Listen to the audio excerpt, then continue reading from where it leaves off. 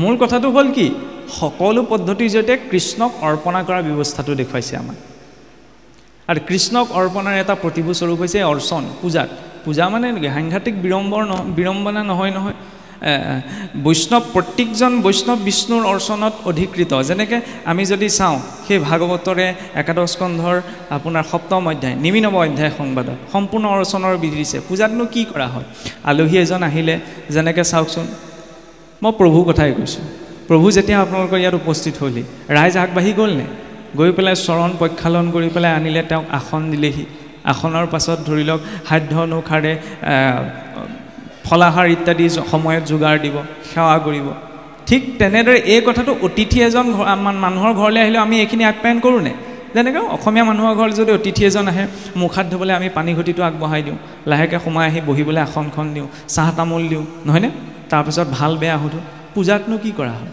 এই একেখিনিয়ে খালি কিছুসকলে কথাবিলাক বেলেগ কৰি পেলালে ধাৰণাত ভগৱন্ত ক'ত আছে ভকতৰ হৃদয়ত গতিকে হৃদয়ৰ পৰা ভগৱন্তৰ সন্মুখৰ আসনত তেওঁ চিন্তা কৰিব যে ভগৱন্ত উপস্থিত হ'ল তাকে ভাৱনা কৰি বাৰে প্ৰতি চাবচোন পাদ্য অৰ্ঘ আচমনিৰ কথা পাদ্য মানে ভগৱন্তৰ ভৰি ধোৱা জল ভগৱন্ত তাতে স্থিতচলি কল্পনা কৰি পেলাই তাতে ভৰি ধোৱা জল অৰ্ঘ মানে মুখ ধোৱা জল আচমনি মানে মুখ প্ৰক্ষালন কৰা জল নহয়নে দিব তাৰপৰা স্নানীয় জল ভগৱন্তক স্নানৰ অৰ্থে জল ধন্যবাদ হিচাপত গন্ধপুষ্প এপাহ দিব ধূপ দীপ নৈবেদ্যৰে তেওঁক স্তুতি কৰিব সাধ্য অনুসাৰে নৈবেদ্য তাৰপৰা ভগৱন্তক প্ৰশংসা কৰি স্তুতি এটা পাঠ কৰিব পুনশ্চ সেই সন্মুখৰ আসনত থকা ভগৱন্তক নিজৰ হৃদয়ত স্থাপন হ'ল বুলি ভাৱনা কৰি সেই পূজা সমাপন কৰিব তাততো একো আড়ম্বৰ কৰা হোৱা নাই নহয়নে ভগৱান বিষ্ণুৰে অৰ্চন তাতো নামেই লোৱা হৈছে ৰাম কৃষ্ণ গোপাল গোবিন্দ হৰি নাৰায়ণ বাসুদেৱ অনন্ত ইত্যাদি ভগৱন্তৰ যিদৰে সহস্ৰ নাম আছে এই ভগৱন্তৰ অৰ্চনতো সেই একেখিনি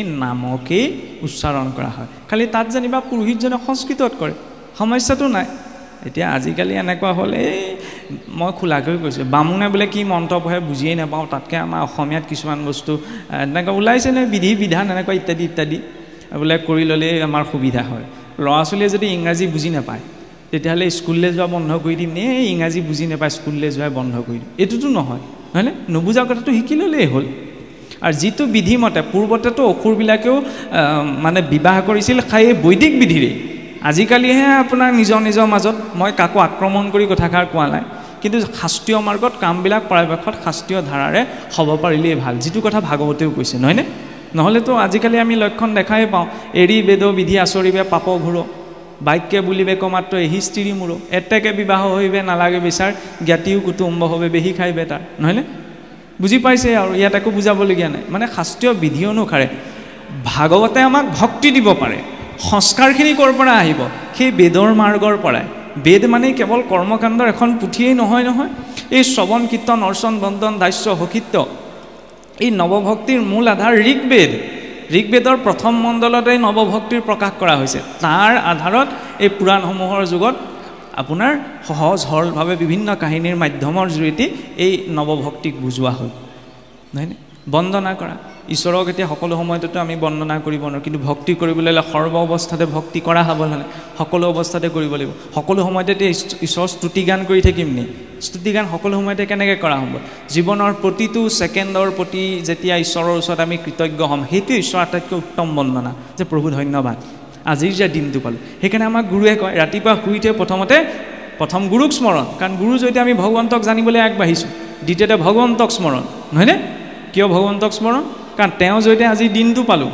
নহ'লে 2 ছেকেণ্ডত এজন মানুহ মৰে দিনটোত 3 লাখতকৈ বেছি মানুহ মৰিলে এতিয়ালৈকে সেইখন লিষ্টত পৰা নাই এইটো সৰু কথা নে গতিকে প্ৰথম ভগৱন্তক ধন্যবাদ সেইটো উত্তম বন্দনা আৰু বন্দনাৰ ইমান শক্তি আছে এই যে আমি ভাগৱতৰ ষষ্ঠ স্কন্ধত পাওঁ গজেন্দ্ৰৰ কথা এই ৰত্নাৱলীটো আপোনাৰ বন্দন বিৰচনত কথাখিনি আহিছে যে গজেন্দ্ৰই ভগৱন্তক স্তুতি কৰিছিল সেইটো গজেন্দ্ৰই সেইখিনি সময়ত ৰচনা কৰা স্তুতি নহয় পূৰ্বতে ৰজা ইন্দ্ৰদ্যুম্নই ভগৱন্তক যিটো স্তুতিৰে সদায় উপাসনা কৰিছিল এই সংকটৰ বেলিকা গজেন্দ্ৰক সেইটোকে মনত পৰি গৈছিল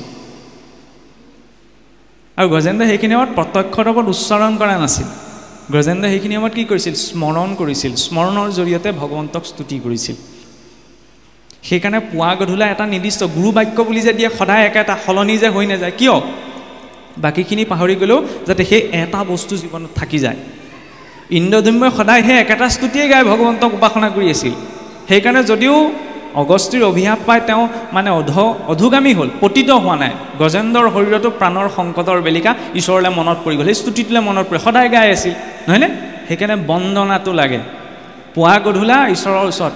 আগতেতো আমাৰ ব্যৱস্থা হৈছিল, অৱশ্যে লখিমপুৰ ক'ব নোৱাৰোঁ, কাৰণ আমাৰ মাজুলীৰো সত্ৰ সংস্কৃতিত যিমানসকল বৈষ্ণৱ আছে প্ৰায়বিলাক ধৰি লওক মূল অৰিজিনটো আমাৰ এই লখিমপুৰৰে হয় সাধাৰণতে, নহয়নে? সংস্কৃতিৰ ক্ষেত্ৰত বহুত আগবঢ়া, গতিকে মই বুজাব বিচৰা নাই। কিন্তু কথা হ'ল কি চাওকচোন, প্ৰতি ঘৰ ব্যক্তিৰ ঘৰতে, প্ৰতিজন বৈষ্ণৱৰ ঘৰতে সদায় পুৱা গধূলা ইষ্ট উপাসনাটো আমাৰ লাগে, নহয়নে? প্ৰতি ঘৰ বৈষ্ণৱৰ ঘৰত দেখা লগে লগে ঘৰৰ পদূলিত তুলসী পুলি এটা লাগে। কাতি বিহুৰ দিনাহে চাকি দিবলৈ মই যাম, সেইকাৰণেহে তুলসীৰ পুলিটো লাগে, এইটো নহয়। মুছলিমজনৰ কথা অকণমান বাহিৰলৈ গৈছোঁ আৰু মুছলিমজনৰ ঘৰটো দেখাৰ লগে লগে আমাৰ মানুহে ক'ব পাৰে যে এইটো এজন মুছলিমৰ ঘৰ, নহয়নে? আমাৰ হিন্দু মানুহৰ ঘৰ, বৈষ্ণৱৰ ঘৰ, বৈষ্ণৱৰ ঘৰৰ প্ৰতীকেই হৈছে গোসাঁই ঘৰ সকলোৰে আগফালে থাকিব নোৱাৰিব পাৰে, কিন্তু তুলসী পুলিটো লাগিব। কিয় ইমান তুলসীৰ মহিমাৰ কথা কোৱা হৈছে? নহ'লেতো অসমত তুলসী নমনাই আছাম বৈষ্ণৱো ওলাইছে। মই এইকাৰণেই কৈছোঁ যে এইটো মই কাৰোবাক নিন্দা কৰি কৈছোঁ, এইটো কথা কোৱা হোৱা নাই। অসমতে অসমৰ দ্ৰোহ এনেকৈও আচৰণ হৈছে যে কাতি বিহুৰ দিনা তুলসীৰ তলত চাকি দিলে আপোনাৰ শৰণ ভস্ত হ'ব, মাঘ বিহুৰ দিনা মেজি অগ্নিসেৱা কৰিলে আপোনাৰ শৰণ ভস্ত হ'ব, এনেকুৱা কিছুমান কথাও এতিয়া ওলাইছে। গতিকে এইবিলাক চাবলৈ গ'লে কেনেকুৱা মানসিকতালৈ গুচি গৈছে চাওকচোন। অসমীয়া পৰম্পৰাকেইটা পালন কৰিবলৈকে কিছুসকলে প্ৰতিবন্ধকতা সৃষ্টি কৰি দিছে। ভগৱন্তক ভাল পোৱাৰ লগে লগে ভগৱন্তই ভাল পোৱা বিষয়খিনিও ভাল পাব লাগিব, নহয়নে? মই আপোনাৰ ল'ৰা ছোৱালীকেইটা, আপোনাক মই ভাল পাম, আপোনাৰ ল'ৰা ছোৱালীকেইটাক ভাল নাপাম, বা আপোনাৰ ল'ৰা ছোৱালীকেইটাক আপুনি ভাল পাব কিন্তু ল'ৰা ছোৱালীকেইটাই ভাল পোৱা কাপোৰযোৰ খোৱা বস্তুটো আপুনি ভাল নাপাব, এইটোতো নহয়। ভগৱন্তৰ বৃক্ষৰ ভিতৰত তুলসী প্ৰিয়, দিনৰ ভিতৰত একাদশী, মানে নামানে নিজৰ কথা, মাহৰ ভিতৰত কাতি মাহ, নহয়নে? বিষ্ণুপদ তুলসীৰ নলৈলেক ঘ্ৰাণ, নিশ্বাস কাহনটো যেন ভাতিৰ সমান।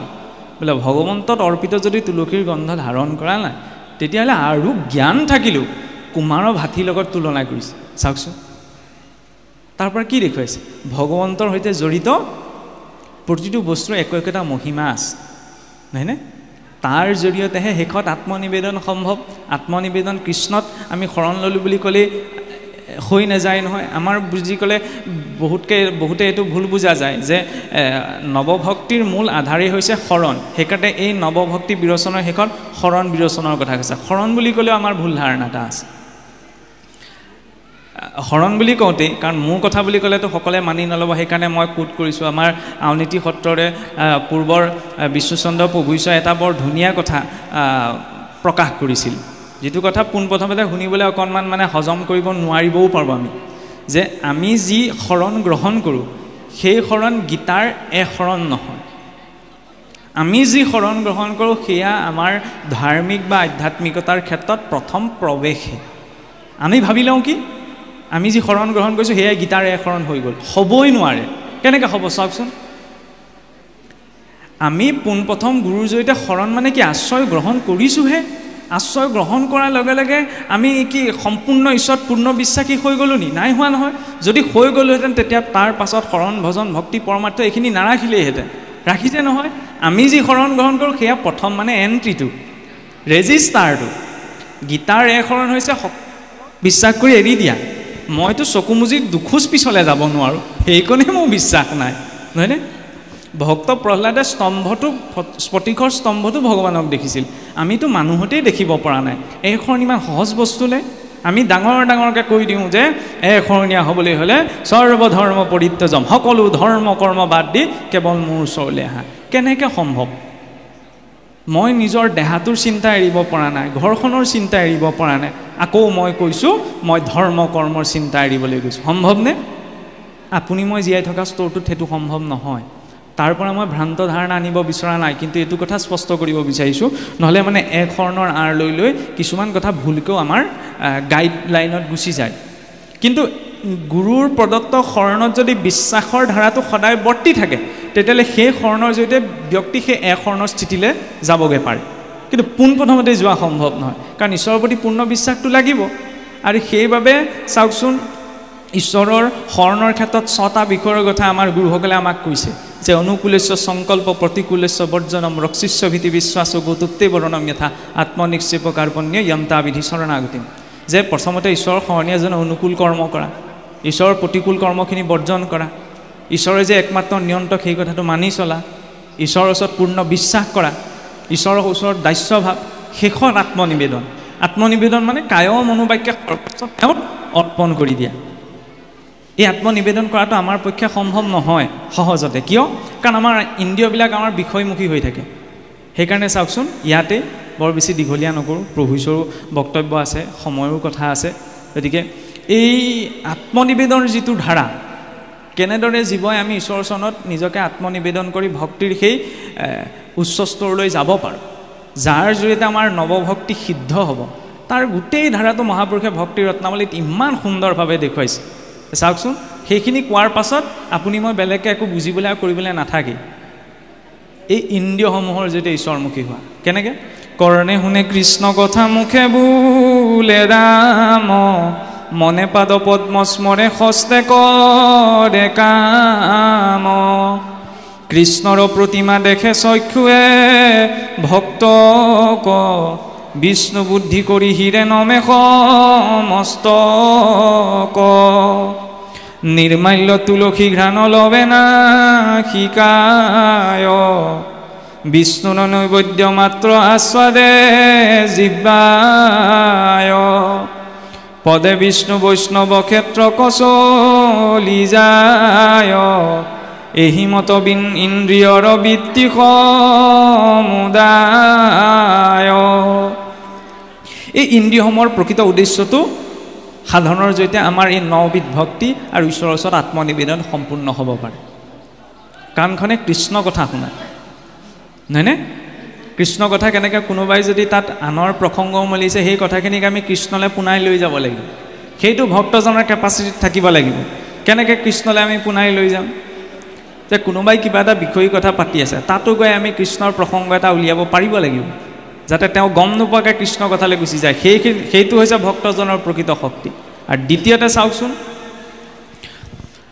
কোনোবাই যেনিবা বিভিন্ন ধৰ্ম কৰ্মৰ কথা পাতি আছে নহয়নে তাত গৈ ভক্তজনে এনেকুৱা কথা বাকীকেইজনেও চিন্তা কৰিলে বাধ্য হৈ যাব তাৰ ফলত ভক্তজনৰ শক্তি সেইখিনিক দেখুৱায়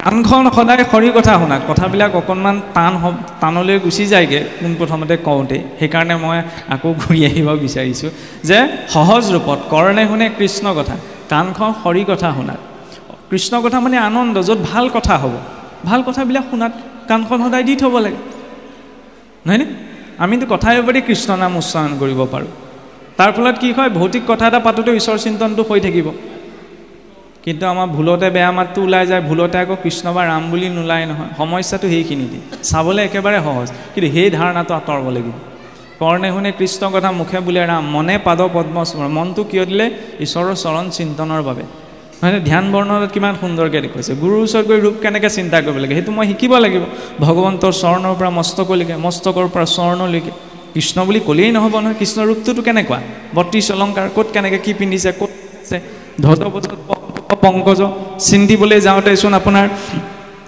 ধ্বজত ইন্দ্ৰ আছেই নহয়নে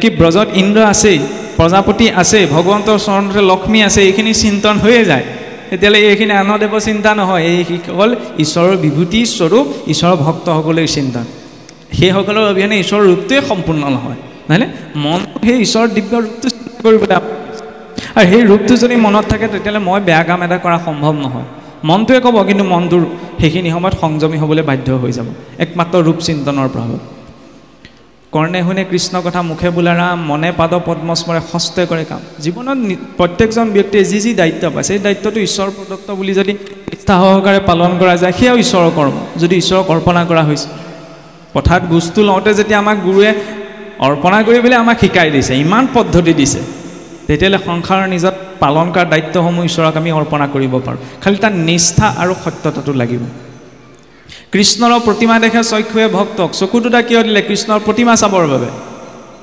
এতিয়া আকৌ কিছুসকলে পটককৈ এনেকৈ লৈ ল'ব পাৰে আমাৰ প্ৰতিমাৰ কথা কৰিব পাৰি প্ৰতিমা মানে সম্ভৱেই নহয় নহয়নে ভাগৱততো ভগৱন্তৰ প্ৰতিমা বাংময় মূৰ্তি বুলি আমি কৈছোঁ তেনেদৰে ভগৱন্তৰটো চাবলৈ গ'লে আমি 8 প্ৰকাৰৰ মূৰ্তিৰ কথা কওঁ।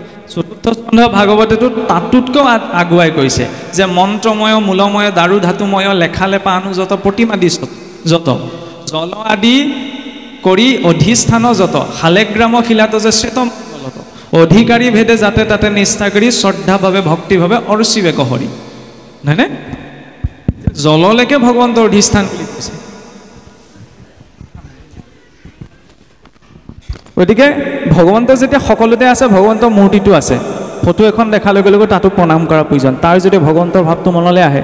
কিন্তু নহয়, ভগৱন্ত ভাগৱততহে আছে, তাৰ বাহিৰে ফটোত নাই, মূৰ্তিত নাই, এইটোতো জড় বুদ্ধি। ঈশ্বৰ যেতিয়া সকলো ভূততে আছে বুলি কৈছে, তেওঁ প্ৰতীক পদত কেনেকৈ নাথাকিব? গতিকে চকু দুটা ঈশ্বৰৰ প্ৰতীক পদ দৰ্শনৰ বাবে ভক্তসকলক দৰ্শনৰ বাবে দিছে, তাৰ পৰা মানৱ পদটো পৰিৱৰ্তন হৈ যায়। নিৰ্মাল্য তুলসী ঘ্ৰাণ লয়ে নাখি গায়, নাকটো কিয় দিলে? ভগৱন্তৰ পদ অৰ্পিত তুলসী আনি গন্ধৰ লৈ পেলাই শিৰত ধাৰণ কৰিবৰ দৰে। আমি আকৌ কিছুসকলে গুৰুৰ ওচৰত নিৰ্মালি ল'বলৈ যাওঁ, লাহেকৈ গৈ পেলাই জাপতে ভৰাই থৈ দিওঁ, পিছতে প্ৰায় দিন কাহিনী এটা যে আছে, নগাই আপোনাৰ নিৰ্মালিক থোৱাত থোৱা নে এনেকৈ বুলি যে কয়, আমাৰ গ্ৰাম্য সমাজত আছে। মানে বিষ্ণুৰ চৰণত অৰ্পিত সেই তুলসী পত্ৰটোৰ মহিমা বহুত। অন্তিম সময়ত যদি সেইটো মহাপাপীজনৰো যদি শিৰত থাকে, তেতিয়াহ'লে সশৰীৰে বৈকুণ্ঠলৈ যাব পাৰে বুলি শাক্তসকলৰ মূল গ্ৰন্থ দেৱী ভাগৱতত লিখা আছে। আপুনি ভাবি চাওক, ইমান মহিমা। গতিকে সেই তুলসী পাতটো, তুলসী বৃক্ষজোপা প্ৰতিজন বৈষ্ণৱৰ ঘৰত লাগে, আৰু সেই তুলসী পাত এটা ভগৱন্তক অৰ্পণ কৰি নিজৰ শিৰত ধাৰণ কৰাৰ অভ্যাসটো বৈষ্ণৱজনৰ লাগে। এই নহয় আমি অন্তৰৰ পৰা ভক্তি কৰোঁ নহয়, এইবিলাক আমি নকৰিলেও হ'ব, এইটো ভুল কথা। বিবাহিত মহিলাগৰাকীয়ে শিৰত সেন্দুৰকণ নোলোৱাকৈ যদি কয় মই অন্তৰৰ পৰা তেওঁক স্বামী বুলি ভাবোঁ নহয়, শিৰত সেন্দুৰ নল'লেও হ'ব, মানি ল'ব পাৰিবনে? নোৱাৰে। গতিকে দেখাচাৰটোও লাগিব, আন্তৰিক আচাৰটোও লাগিব। কেৱল অন্তৰৰ পৰা ভক্তি বুলি ক'লে সকলো সামৰি থ'ব আমি নোৱাৰোঁ। দ্বিতীয়তে কি শেষত কি ক'লে? পদে বিষ্ণু বৈষ্ণৱ ক্ষেত্ৰ কচলি যায়। ভৰিটোৰা কিয় দিলে? বিষ্ণু বৈষ্ণৱৰ স্থানলৈ যাবলৈ। গ'লোঁ বোলে ভাল লাগিলে দে, ভালকৈ এসাঁজ খুৱাই পঠিয়ালে, সেয়াই সাৰ্থকতা নহয়। গুৰু ঘৰলৈ গৈ অকণমান কিবা এটা ধৰ্ম কথা শিকি অহা, গৈনো কি শিকিলোঁ? কিবা এটা সৎসংগলৈ গৈ, আজি সকাম এটা পাতিলে যেনেকৈ আমাৰ ভকতসকল সমবেত হয়, তাত গৈ অকণমান খৰি কথা পতা নহয়নে? তাৰ পৰা সাৰ্থকতাটো আহিব, সেইখন বৈষ্ণৱ ক্ষেত্ৰ। এইদৰে যেতিয়া আমি নিজৰ ইন্দ্ৰিয়সমূহৰ যদি ঈশ্বৰমুখী হৈ থাকোঁ, তেতিয়া স্বভাৱতেই নৱবিধ ভক্তি সিদ্ধ হয়, আৰু এটা সময়ত গৈ আত্মনিবেদন সিদ্ধ হ'বগৈ। বোলে পিছত যদি ঈশ্বৰক পাহৰি থাকোঁ, বৰাহ পুৰাণত ভগৱন্ত উক্তি দিছে যে তেনেজন ভক্তই কিবা কাৰণত অন্তিম সময়ত মোক পাহৰি থাকিলে মই তেওঁক মনত পেলাই লওঁ, ঈশ্বৰে কৈ দিয়ে। ঈশ্বৰে ইমান লেখা দায়িত্ব লৈছে নহয়নে? তাক পালন কৰাৰ দায়িত্বটো খালি আমাৰ নিজৰ ওপৰত নিৰ্ভৰ কৰে। গতিকে আৰু বৰ বেছি দীঘলীয়া নকৰোঁ বুলি ইতিমধ্যে বহুত দীঘল। গতিকে এইখিনি কথা ধৰি লওক ক'বলৈ যাওঁতে ৰত্নাৱলীৰ মই ব্যাখ্যা বুলিতো কোনো প্ৰকাৰে ক'বই নোৱাৰোঁ, মাত্ৰ দৰ্শন যে কিদৰে কৃষ্ণক অৰ্পণা কৰাৰ পদ্ধতিটোৰ জৰিয়তে আমি সকলো নিজৰ দায়িত্ব কৰ্ম এটা আধ্যাত্মিক স্তৰলৈ লৈ যাব পাৰোঁ, সেই দৰ্শনটো। আৰু দ্বিতীয়তে মই গুৰুত্ব এটা দিলোঁ মাত্ৰ দুটামান কথাত, যিবিলাক কথালৈ আমাৰ চলিত অসমৰ বৈষ্ণৱ সমাজখনৰ মাজত মানে কিছুমান অকণমান ভুল ধাৰণা এতিয়াও থাকি যায়। মই যিমানকণ পাৰোঁ মোৰ বুদ্ধিয়ে মই যিকণ ঢুকি পালোঁ, তাৰ আধাৰতে মই দুআষাৰ ক'বলৈ যাওঁতে মোৰ অনেকখিনি ভুল অপৰাধ ৰ'ব পাৰে, যিহেতু গুৰুৰ সন্মুখতেই থাকি পেলাই এইবিলাক বিষয়ৰ ওপৰত কোৱা হৈছিল। গতিকে তাতো আমাৰ অনেকখিনি অপৰাধ ৰ'ব পাৰে। তাৰ বাবে গুৰু সহিত আপোনাসক সমস্ত ভক্তজনৰ চৰণত কৃত অপৰাধৰ বাবে ক্ষমা বিচাৰি মই ইমানতে মোৰ বাক্য সামৰণি মাৰি সেৱা ধৰা হৈছে। কৃষ্ণ। মই অজ্ঞানীৰ বঢ়াটো তামানে আছে দুখ যত যত, নিজ কৃপা গুণে আপুনি সন্তোষে ক্ষমিও তাক সমস্ত, ৰামে ক্ষমিও তাক সমস্ত। কৃষ্ণ।